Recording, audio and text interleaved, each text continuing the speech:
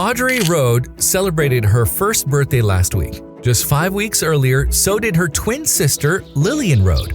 Thanks to a beautiful stroke of luck, the girls really are sisters, but they were born 1,400 miles apart to two different women.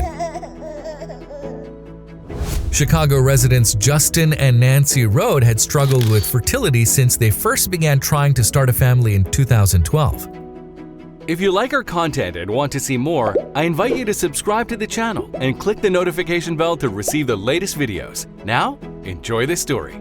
After the Rhodes turned to surrogate Ashley Brown for help, Nancy got a surprise. She was pregnant. It was a total shock, Nancy told Today.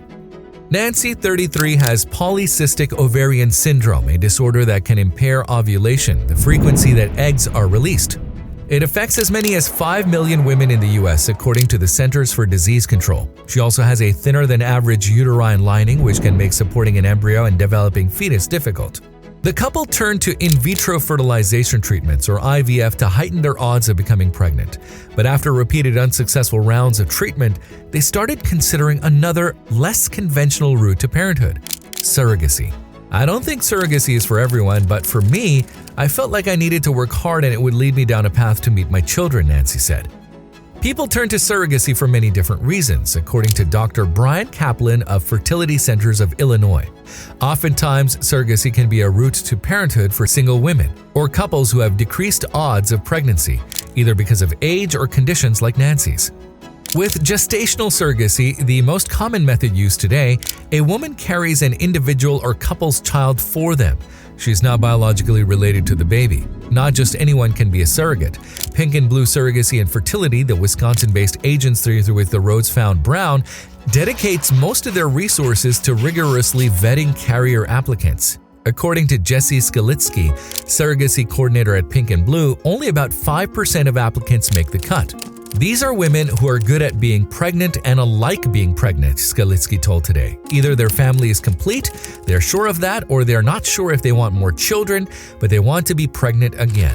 If IVF and surrogacy are costly, but in Illinois, insurance covers much of the cost associated with IVF treatment for employees of Illinois-based companies, according to Dr. Kaplan, Nancy's fertility doctor.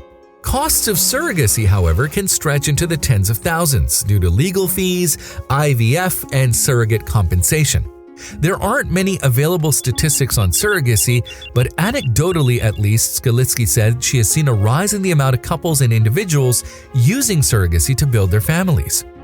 The Rhodes initially worked with different surrogate who miscarried. After that heartbreak, Skalitsky's agency matched the Rhodes again, this time with the 30-year-old Brown, a married mother of 3 in Plain City, Utah. Brown's location was not ideal, but she seemed to be the perfect fit. At the same time that the Rhodes were negotiating their contract with Brown, they decided to do one more round of in vitro. Nancy thought it might be her last shot at having her own pregnancy. The worst case scenario there is that we end up with 2 babies, and that's pretty awesome, Justin Rhodes said. That's exactly what happened. The Rhodes informed Brown of Nancy's pregnancy, and together they decided to move forward with Brown's fertility treatments. The 3 had already agreed that they wanted open communication during and after Brown's pregnancy, but the dual pregnancies fostered an even more special relationship between Brown and Nancy. We would compare how we were feeling in doctor's appointments, Nancy said. She was very plugged into everything that was happening with my pregnancy, which was more difficult than hers with Audrey. They would exchange elaborate care packages each trimester, and Nancy and Justin traveled to Utah for Brown's 20-week ultrasound and for Audrey's birth.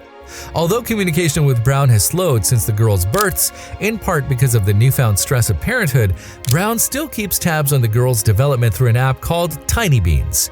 In the future, the Rhodes hope Brown will continue to play a role in their family's life.